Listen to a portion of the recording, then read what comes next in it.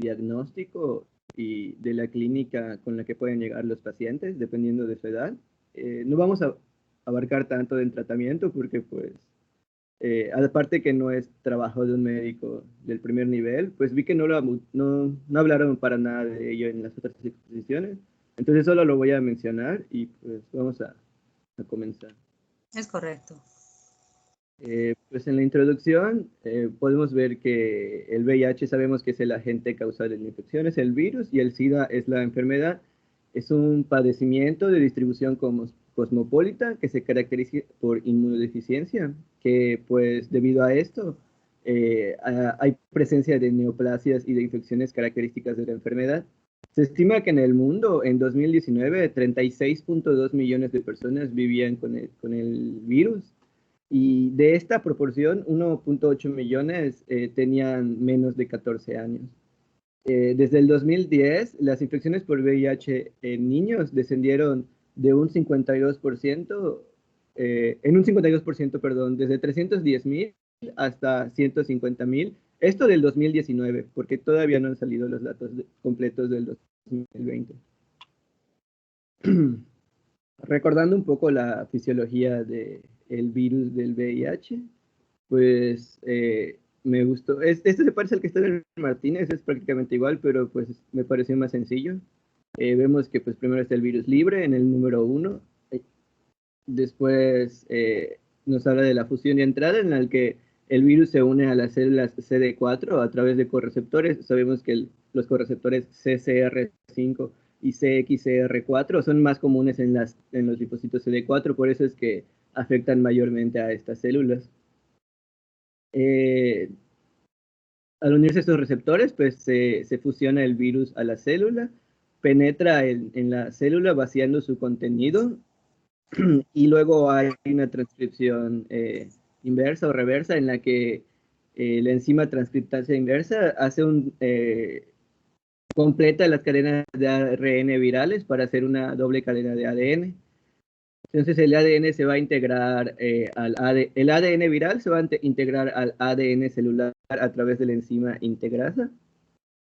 La célula infectada con el virus va a transcribir el ADN viral y va a formar cadenas largas de proteínas. Estas cadenas largas se van a ir ensamblando para formar las proteínas virales, y una vez que se junten van a tomar parte del citoplasma de la célula a la que infectaron y van a brotar.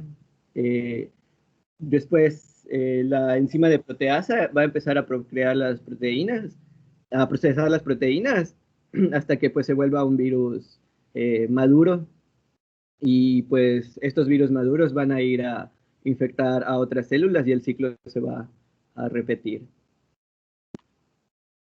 Acerca de la transmisión del VIH, pues sabemos que hay horizontal y vertical. La horizontal es directa a través del contacto con fluidos. Nos habla de la parenteral, que se incluye la inoculación percutánea y cosas como el trasplante de órganos o la sangre, y la transmisión sexual. Y bueno, la vertical, que es la que vamos a hablar un poquito más hoy, se llama perinatal.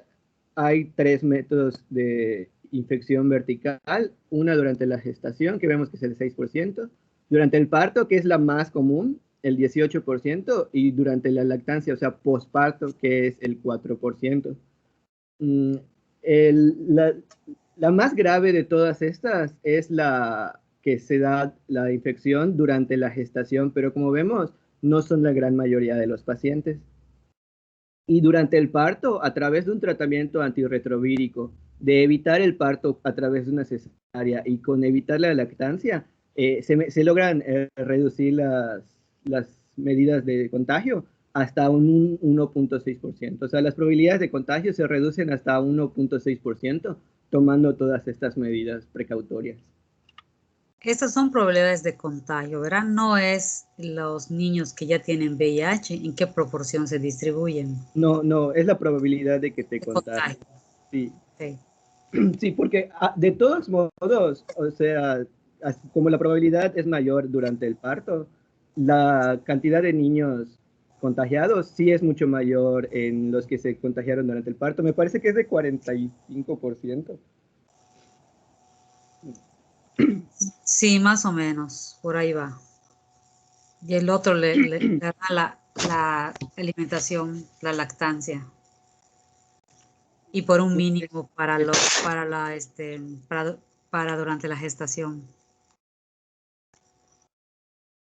O sea, aquí se ve que durante el parto es donde más hay, pero en los niños, los que están realmente, los que están infectados, aproximadamente el 40% son de parto, el otro 40% de lactancia y el 10% o el 5% viene a ser durante la gestación. Sí. De hecho, aquí están los datos. Eh, de los menores de 15 años que tienen VIH, el 68.1% fue durante el parto. O sea, de todos los contagiados, más del 60% se contagió a través del parto y no durante la gestación ni durante la lactancia. Pero cuando estás hablando de adolescentes, ya se murieron los otros, o sea, no es igual. Sí, creo que porque Cuando, también, cuando entrevistan están los sobrevivientes. sí, porque también cuentan en la sexual en esta. Me imagino que porque ya son adolescentes. Ajá. Y también, por ejemplo, los que están durante la gestación no van a llegar a la adolescencia, ahí no vas a tener ninguno. Esos se mueren antes. Sí, Entonces está sesgado, es más hacerlo más cerca de no a la edad de adolescentes. sí, porque la probabilidad de morir de los que se contagiaron durante la gestación, el primer año es del 35% y del segundo año del 56%. Entonces, pues sí, los que se contagian durante la gestación nacen con SIDA y pues presentan muchísimos problemas y tienen una expectativa de vida muy baja. Exactamente, no alcanzan la adolescencia, eso seguro.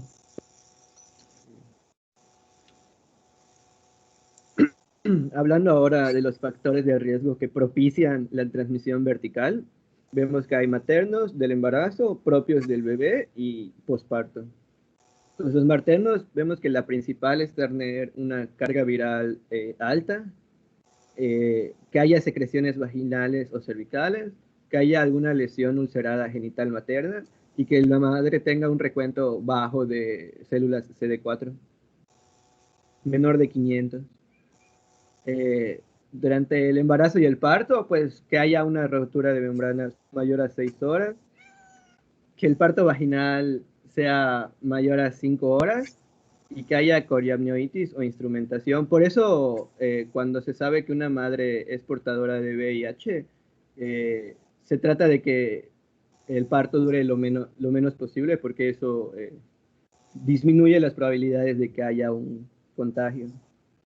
Sí, igual hay una teoría de que el trabajo de parto que pone en estrés al bebé y que ponen estrés y es donde durante las contracciones hay una teoría que dice que hay microtransfusiones entre la placenta y la madre y ese fue el momento de que se puede infectar. Por eso, durante un tiempo, estos bebés eran con cesáreas pero programadas antes de que inicie el trabajo de parto, operaban. Actualmente se ha visto que si la madre tiene una buena está bien, tiene medicamentos antirretrovirales y sus CD4 no son tan bajos, o sea, están más o menos adecuados y la carga viral también es baja, se les puede dar parto con seguridad porque la transmisión se supone que va a ser mucho más leve, pero gracias a esas medidas es que se ha logrado en un momento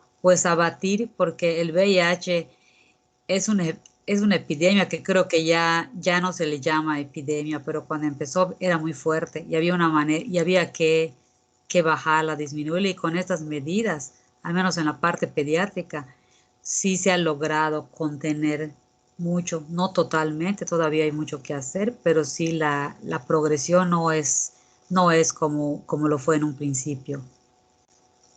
Sí, de hecho, el doctor Pablo mencionaba que si bien, como usted menciona, hay muchos cuidados, porque se supone que el mayor riesgo es cuando se desprende la placenta.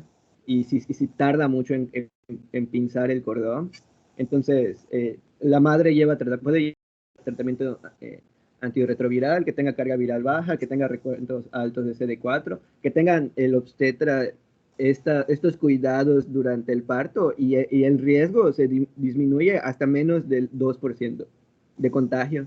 Pero mencionaba el doctor que muy pocos obstetras realmente se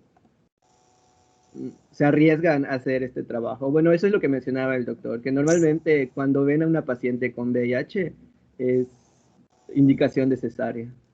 Es que es bien difícil, o sea, aunque pinces el cordón rápido, es bien difícil porque es circulación, o sea, está circulando la sangre allá rapidísimo. O sea, es como que tengas algo en la punta de tu dedo y no quieras que llegue a tu corazón. O sea, con qué rapidez vas a comprimir o cerrar. Y además, con esa teoría de que el trabajo de parto y el envejecimiento de la placenta a finales del embarazo, o sea, cuando el paciente es de término, ¿no? Se envejece la placenta y también se dice que hay ese intercambio de microsangre. Algunas madres se sensibilizan, bueno, las de RH se sensibilizan al final del embarazo también. No no lo hacen desde un principio, las O negativas, algunas, no todas, porque se piensa que en que se envejece la placenta permite ese intercambio, esa sensibilidad. Claro. Entonces, aunque pinces el cordón muy rápido, pues ya se dio. Es muy difícil probar eso del cordón. Os digo, no está de más cualquier medida, ¿verdad?, que pueda ayudar a disminuir el riesgo, pero pues no sería la clave, por decir, ¿no? Le voy a pinzar rapidísimo y con eso ya no se va a infectar, porque a lo mejor ya está infectado. Sí. Pues sí, es lo que mencionaban igual, y pues de parte del bebé que sea pretérmino, es decir, menos de 34 semanas de gestación. Y en el posparto, pues ya vimos que la lactancia, que lo vemos las dos clases pasadas, y específicamente que hay una enfermedad en las mamas, que haya grietas en el pezón o que haya una mastitis. Martínez mencionaba las estrategias de prevención de transmisión Te quiero materno-infantil. igual, si quieres regresar, también no es propiamente por el pretérmino, ¿no? Que si la mujer tuvo un pretérmino, porque de una infección de vías urinarias o una corionoitis, esa inflamación en el corion, en la placenta, permite ese paso. No es propiamente por la edad, sino por las condiciones en las que se dio ese pretérmino, el mayor riesgo de la transmisión vertical. Es como que las consecuencias de que sea pretérmino lo que causan que se contagie y no propiamente que sea un pretérmino, ¿no? Igual aquí de la lactancia, las grietas del pezón, tiene que haber el paso de sangre de la madre y que la permeabilidad del bebé también esté alterada, ¿no? Que haya, pues alguna, que tenga la boca, que no, en la boca tenga alguna solución de continuidad. Lesión.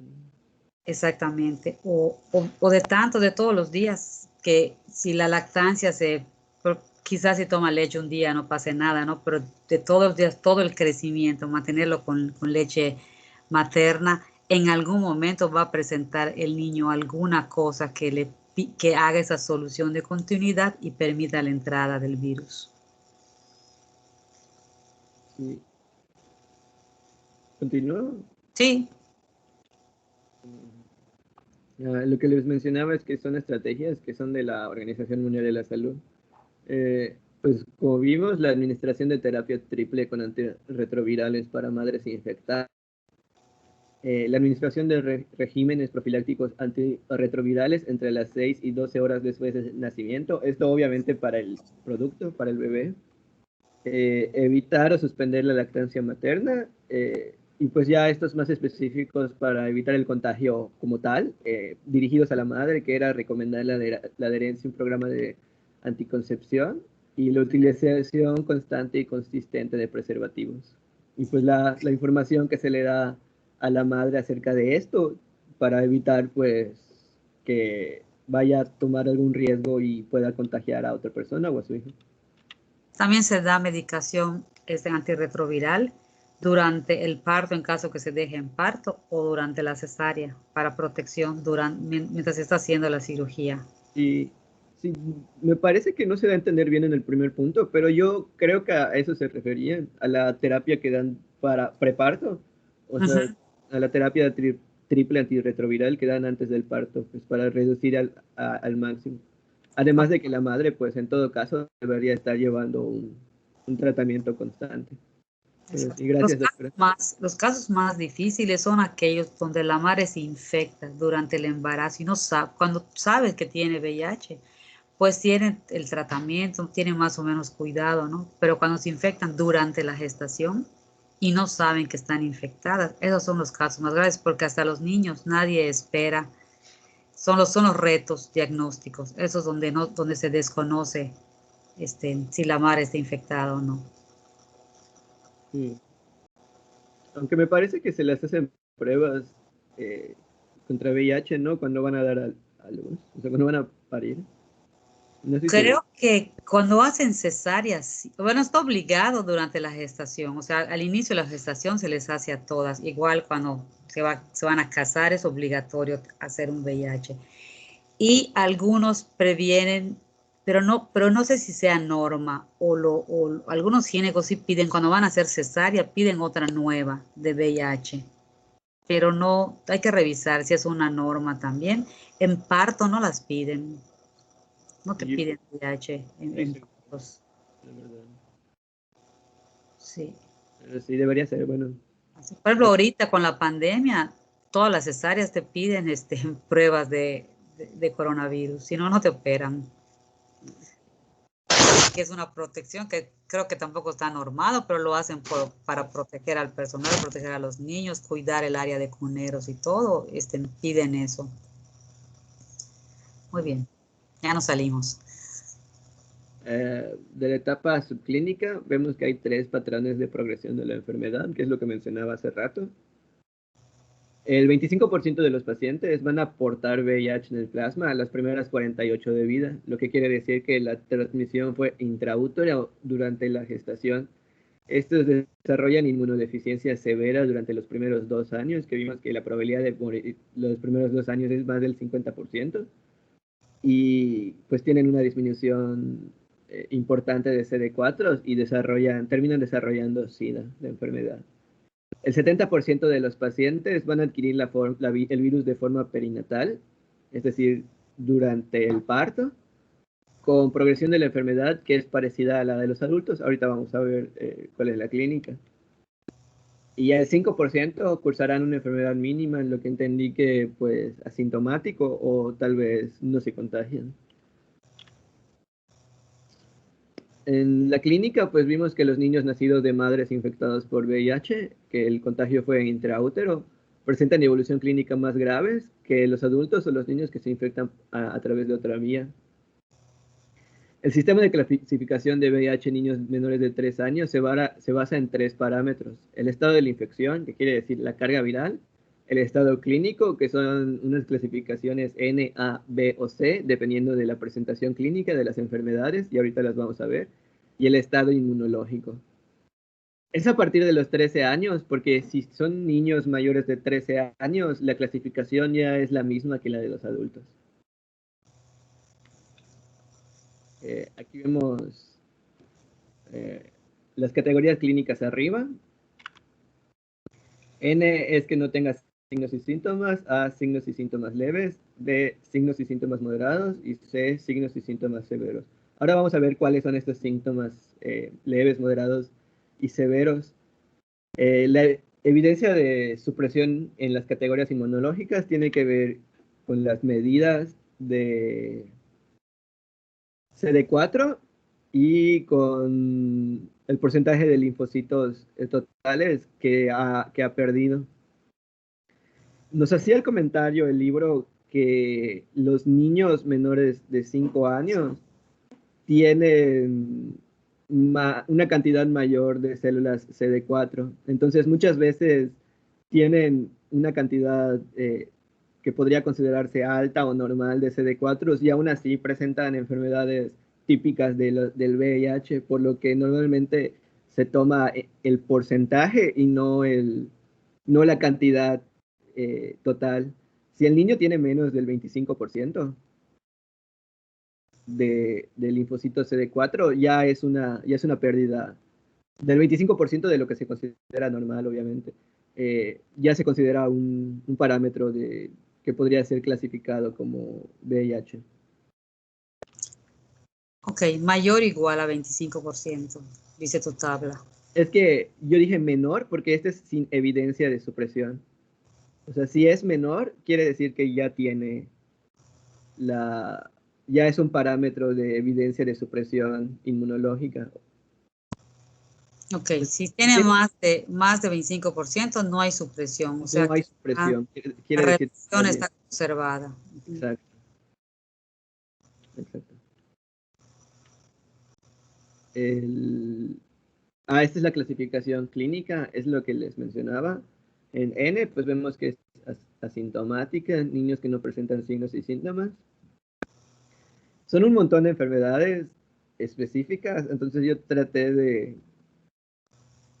remarcar las que se me hicieron más importantes, pero pues sí, son bastantes, y de C son muchos más. Pero bueno, vamos a ver. En A son sintomatología leve y se clasifican a los niños que presentan dos o más de estas condiciones, pero no presentan ninguna de las enfermedades que se presentan en B o en C. Hay linfodenopatías, hepatomegalia, esplenomegalia, infecciones de vías respiratorias altas o recurrentes, altas, recurrentes o persistentes, o sinusitis u otitis media en niños mayores de 6 meses. La categoría B, que es la sintomatología moderada, son niños que presentan manifestaciones clínicas distintas a las categorías A y C. Y se presentan un montón de ejemplos: la anemia, neutropenia, trombocitopenia, que sea persistente mayor de 30 días, la candidiasis orofaringea, que sea persistente más de 2 meses en niños mayores de 6 meses, diarrea recurrente o crónica de más de 1 mes de duración, neumonía intersticial linfoide, fiebre persistente de más de 1 mes, toxoplasmosis, y luego las categorías de la C, que son infecciones y neoplasias graves que son extrañas en los niños y que pueden dar pues el diagnóstico ya de SIDA. Infecciones bacterianas graves que pueden ser septicemia, neumonía, meningitis, osteomielitis, artritis, abscesos de órganos internos, encefalopatía, que esté presente durante al menos 2 meses en ausencia de otras enfermedades que no sean el VIH, que haya pérdida o retraso de las adquisiciones propias de la edad, es decir, hay un déficit intelectual y motor, alteraciones en el crecimiento del cerebro, déficits motores. El sarcoma de Kaposi decía que es muy, muy raro en los niños, pero pues se puede presentar en niños que tienen SIDA. Neumonía por Pneumocystis jirovecii, esto sí decía que es realmente muy común.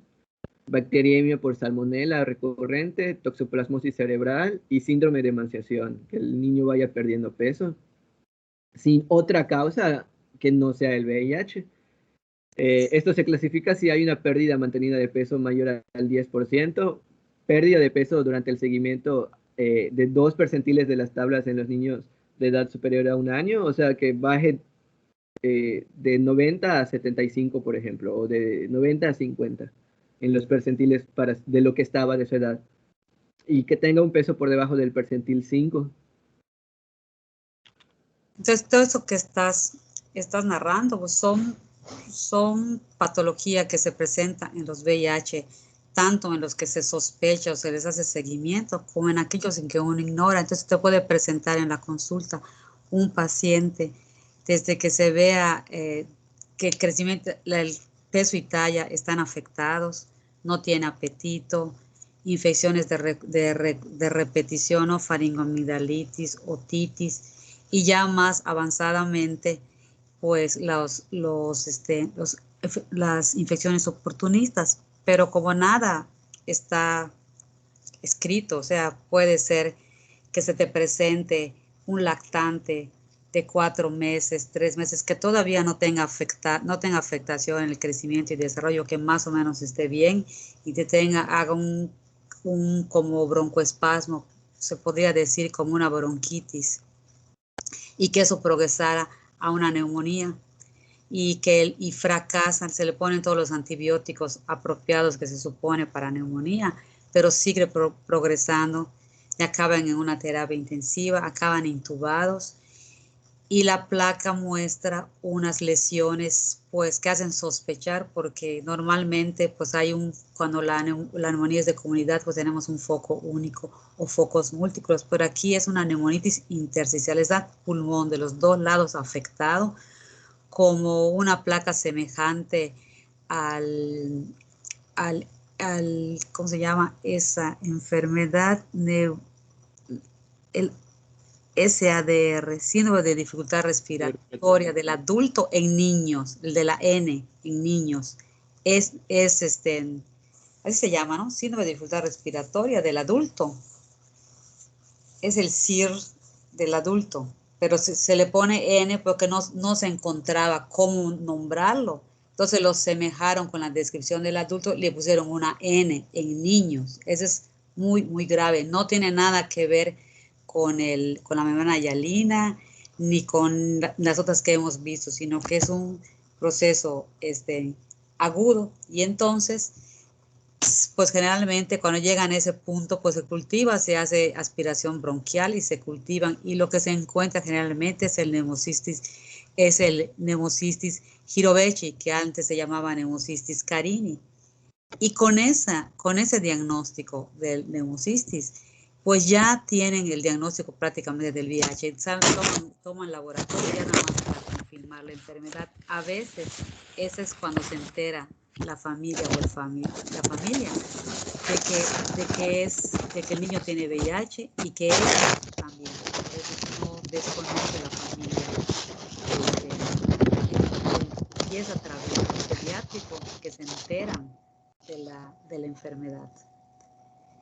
Y ya cuando los niños son más grandes, pues puede sospechar, así como les digo, porque les puede llegar a la consulta una sinusitis que no cura con tratamiento habitual, 2, 3 de repetición, y se ve afectación al estado general progresivo, pues pueden sospechar, es indicativo para solicitar pruebas para investigar, que eso es lo que compete al médico general, investigar para hacer el diagnóstico y poderlo remitir tempranamente a infectología, porque pues con las terapias que hay ahora, pues prácticamente el VIH la vuelven ya una enfermedad crónica, pero controlable, la pueden controlar. No pueden matar el virus, pero pueden evitar su progresión, su replicación, y más o menos pueden llevar una vida más o menos bien. No se mueren, alcanzan la adolescencia, a veces se reinfectan también en la adolescencia, y pues creo que sigue, ¿no? Yo ya me fui por otro lado. Sí.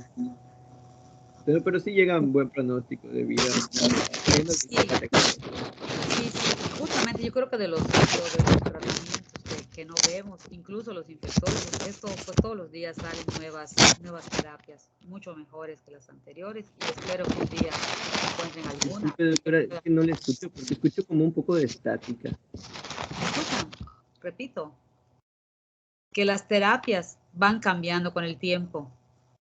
Entonces, en 1 año, 2 años se pueden desarrollar nuevas drogas, y eso es a favor del paciente. Hasta ahorita no he encontrado la droga que pueda acabar con el virus porque se esconde. De alguna manera los mastocitos, los monocitos que tienen allí englobados el virus, los protegen, están en sitios donde no llegan muchos antibióticos, no los pueden matar, pero yo creo que con el tiempo sí van a encontrar cómo. Se espera que encuentren cómo acabarlos, y entonces cuando podríamos hablar de curación de la enfermedad, o cuando encuentren una vacuna que pueda prevenir la infección. Sí, ha mejorado mucho. Si comparamos de unos años para acá, el pronóstico de la enfermedad de estos pacientes. Bueno, vamos a hablar ahora del diagnóstico de la infección. Esto es para niños menores de 18 meses y niños mayores de 18 meses. ¿Por qué hay esta división?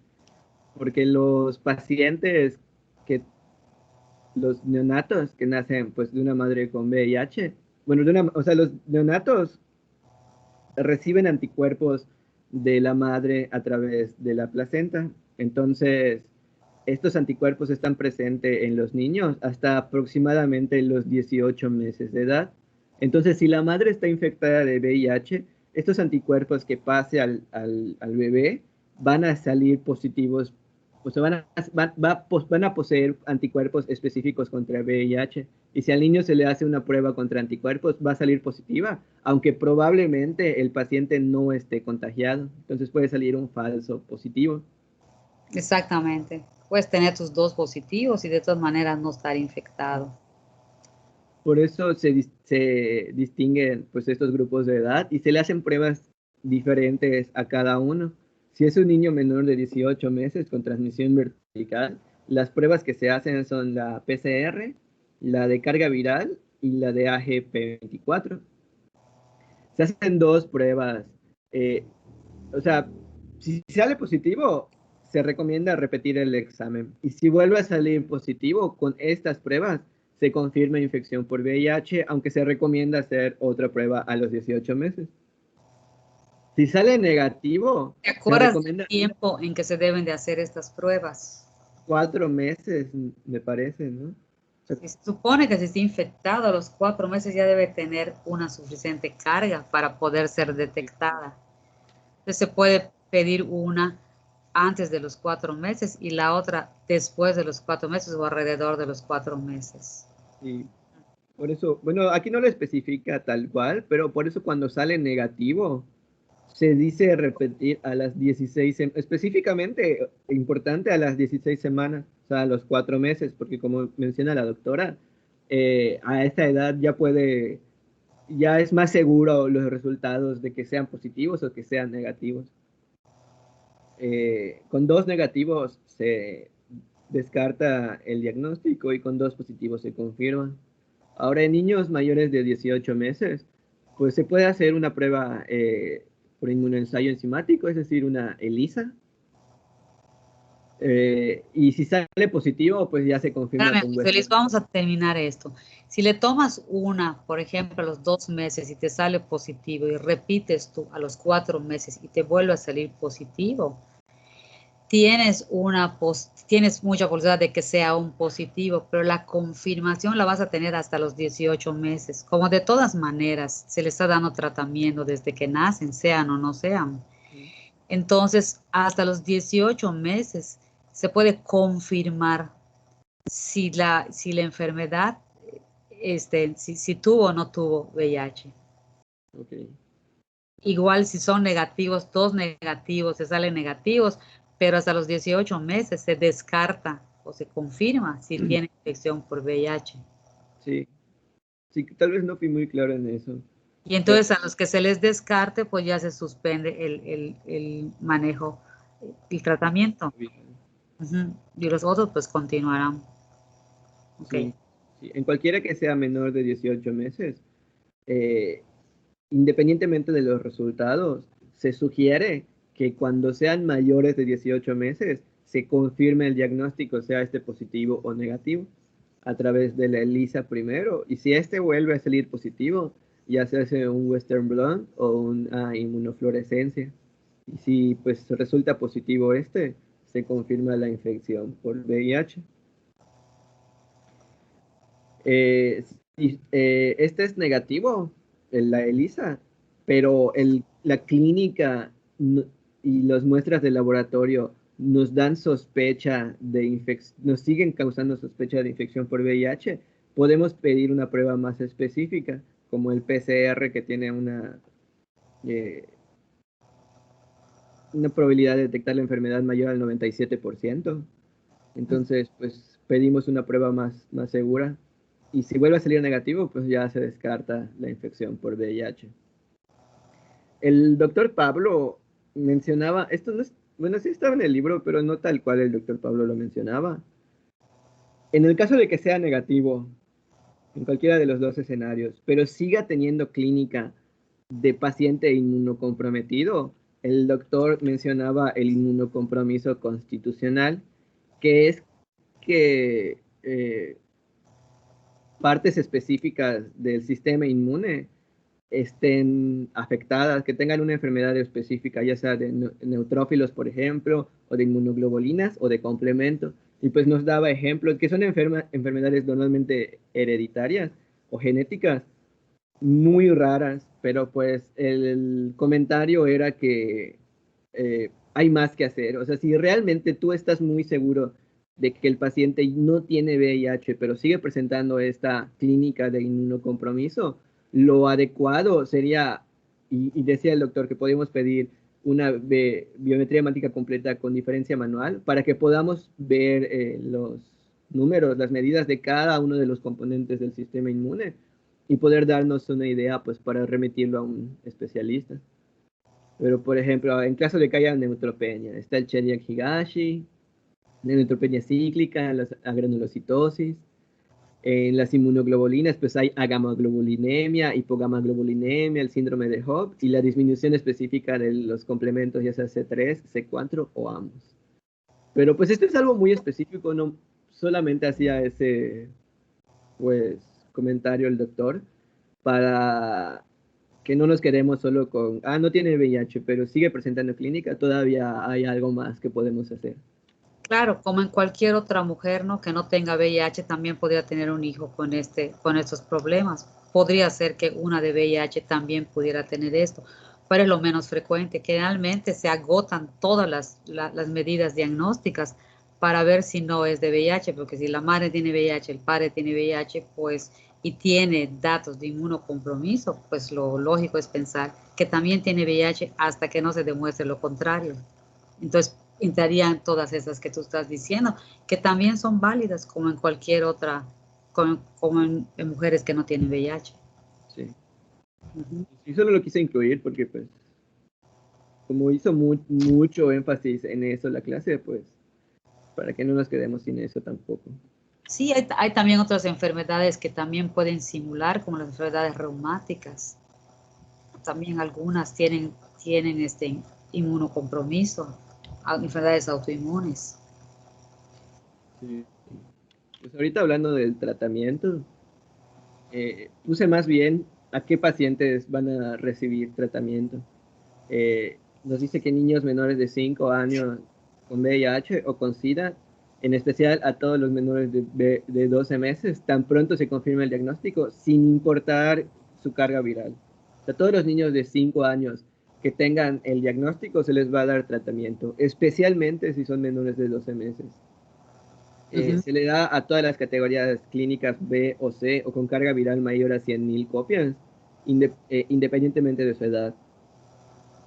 De 1 a 3 años se da si tiene CD4 menos de 1.000 células por milímetro cúbico o menos del 25%, que es lo que les mencionaba al principio. De 3 a menores de 5 años con CD4 menor de 750 células por milímetro cúbico o menor de 25%. Y a cualquier niño mayor de 5 años que tenga menos de 500 CD4 por milímetro cúbico.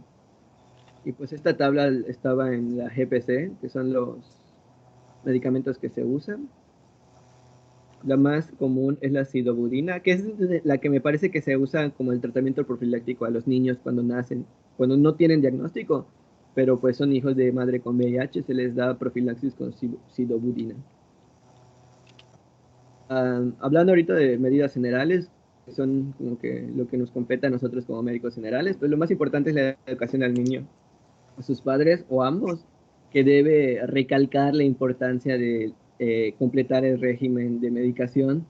Se sugiere usar pastilleros o notas para que recuerden, o sea, que la medicación se adapte a las necesidades del paciente para que sea menos probable que se pueda saltar una dosis o algo. O sea, hay que recalcar mucho que es muy importante que cumplan con el tratamiento que les farmacológico que se les está dando.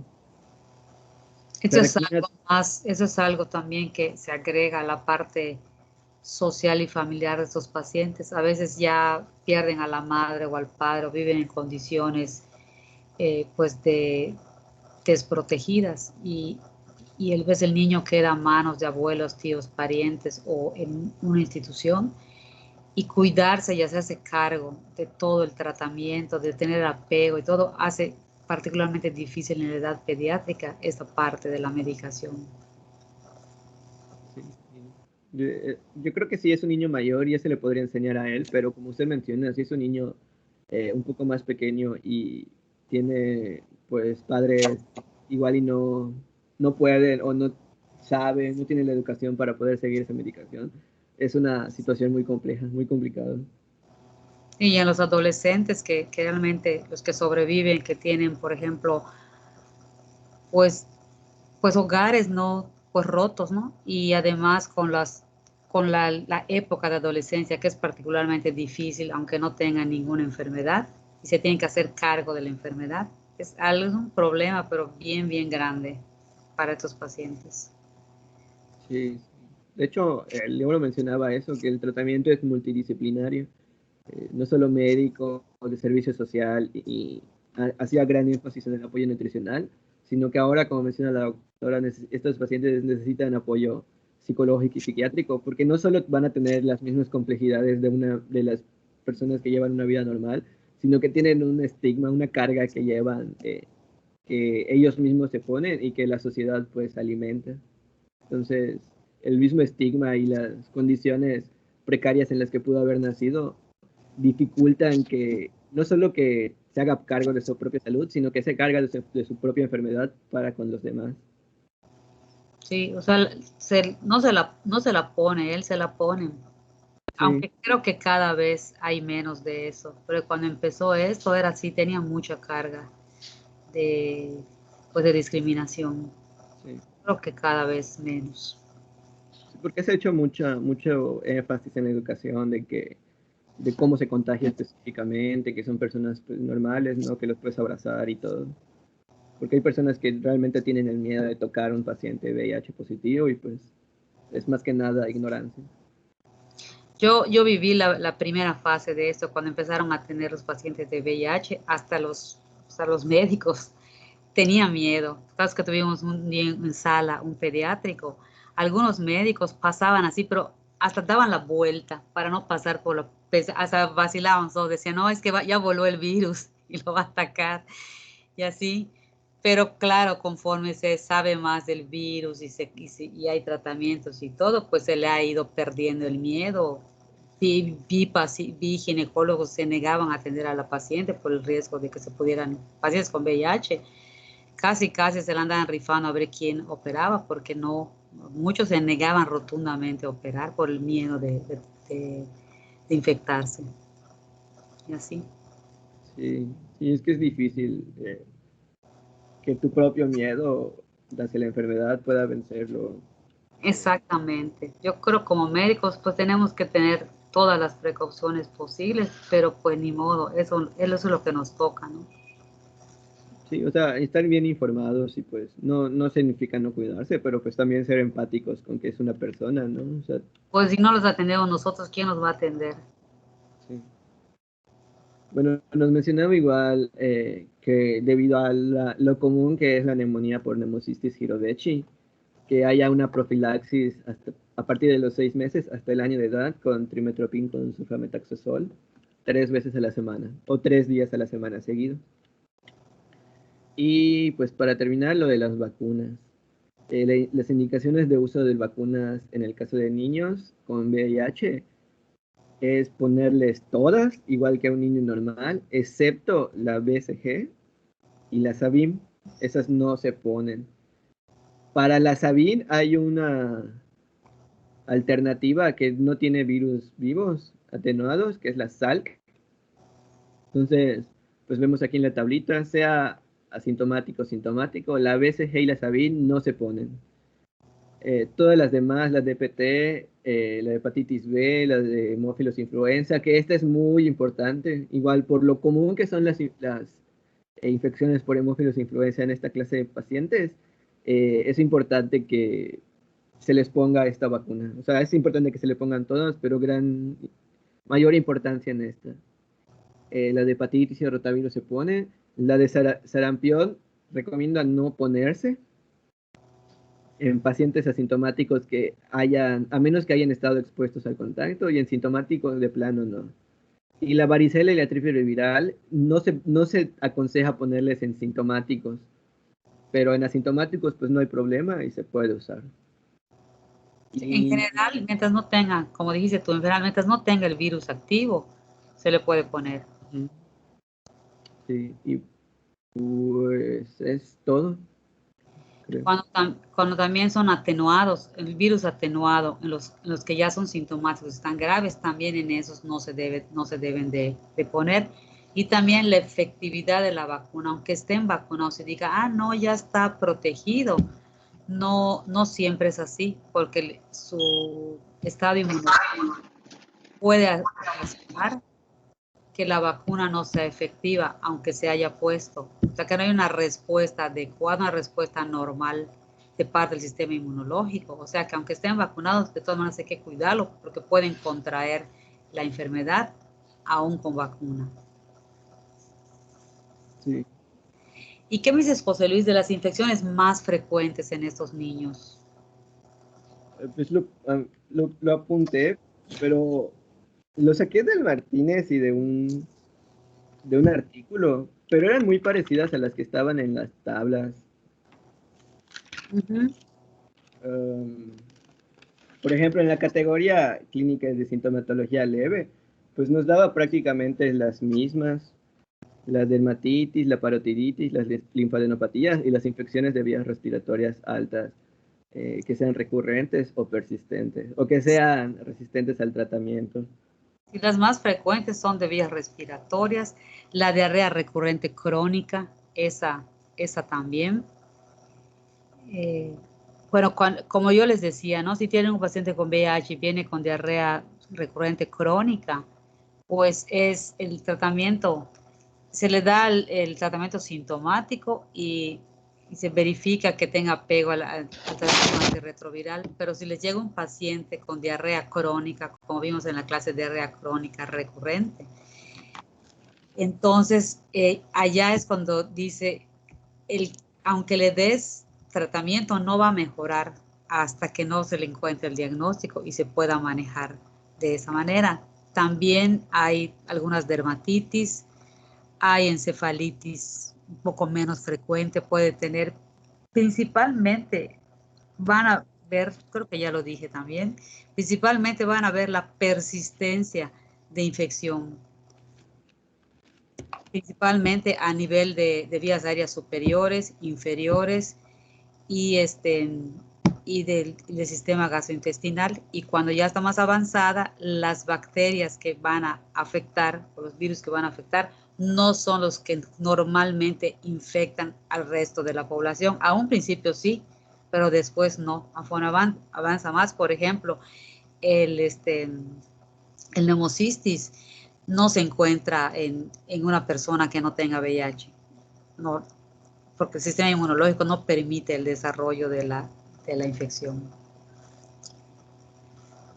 ¿Qué más? Pues creo que más o menos las afectaciones renales también no son tan frecuentes, esas son mucho más leves, igual las de corazón también no son tan frecuentes. Creo que faltó también decir que cuando la infección es intrauterina, puede provocar algunas malformaciones. Puede llegar a malformar. Si la madre tiene títulos altos al principio del embarazo y no tiene tratamiento, Sí. abortos. Parto prematuro. Uh-huh. Pues creo que ya, creo que eso es todo. Sí, es que, bueno, yo sentí que era un tema un poco sencillo. Más que nada, o sea, como son un montón de enfermedades, pero pues como usted dice, hay que prestar especial atención a las infecciones recurrentes de vía aérea superior, a las diarreas recurrentes, las fiebres persistentes, la candidiasis. Uh-huh. Es detectar y poder diagnosticar en cualquiera, con el antecedente o sin el antecedente de la madre de VIH, y en las que tienen ya VIH, los momentos para tomar las pruebas, para derivar y evitar el daño, mayor daño a los niños. Pero sí, o sea, es sencillo, pero es un tema bastante complicado. Nada más que aquí lo simplificamos mucho, pero sí tiene mucho de dónde ver y de dónde cortar. Sí, es que traté de hacerlo como lo que vi que abarcaba en las otras clases. Sí, yo creo que se abarcó lo que se pretendía para este curso, ¿no? Entonces, si quieren, vemos los temas de la próxima semana. Voy a dejar de compartir. La próxima semana creo que es completa, no tenemos, es completa, son los 5 días. Tenemos clase todos los días. Sí. Entonces veríamos el lunes, pues cómo está en la lista. Veríamos el lunes el abordaje de oliguria, glomerulonefritis y síndrome nefrítico, que es la glomerulonefritis.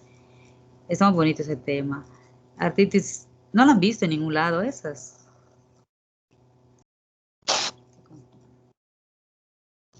En adultos. Ah, bueno, adultos. Muy bien. Después tenemos la artritis reumatoide juvenil. Doctora, disculpe, una Sí. preguntita.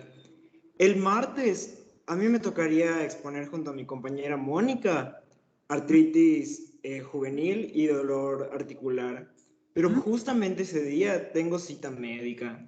Entonces quería preguntarle a usted y a mis compañeros de la exposición anterior si les parece bien si nosotros pasamos el lunes y ellos el martes. No, no creo que haya problema. Ok. Bueno, No sé quién sea el que expone el lunes. compañeros. ¿Quién expone síndrome nefrótico y nefrítico? Jessica y Yareli. Pues Jessica y Yareli, ¿están de acuerdo que presenten el martes?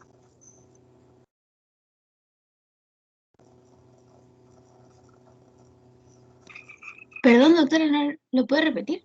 Que si pueden, están preguntando que si ustedes pueden presentar el martes. Ok, sí, no hay problema. Yo creo que Ok. creo que pueden apagar la grabación para que el martes.